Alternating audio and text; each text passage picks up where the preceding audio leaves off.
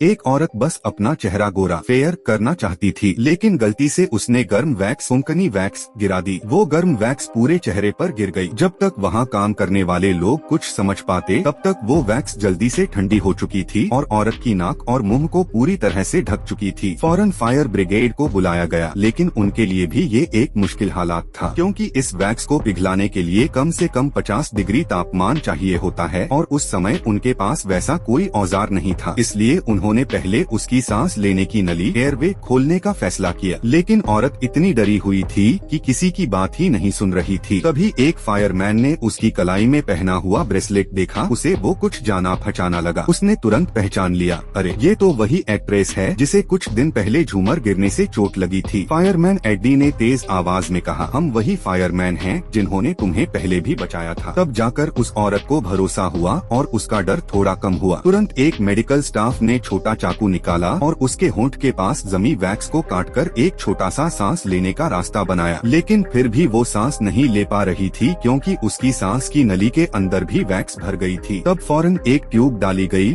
और उसे थ्रोट इंटुबेशन, गले में नली डालकर सांस देने किया गया। औरत ने गहरी सांस ली, अब जाकर उसकी जान बची। जब फायर ब्रिगेड वाले अपने बेस पर लौटे तो टीम लीडर क्यूब ने देखा कि उस एक्ट्रेस का ब्रेसलेट उनकी गाड़ी में छूट गया है। वो थोड़ा घबरा गए, क्योंकि याद आया कि जब वो एक्ट्रेस को लेकर निकले थे तब जमीन पर एक अजीब सी लिक्विड थी। कप्तान ने उस लिक्विड को सूंघा, पता चला वो पेट्रोल था। तुरंत उन्होंने पूरी टीम को वहाँ से हटने के लिए कहा, क्योंकि वहाँ पेट्रोल लीक हो रहा था, जो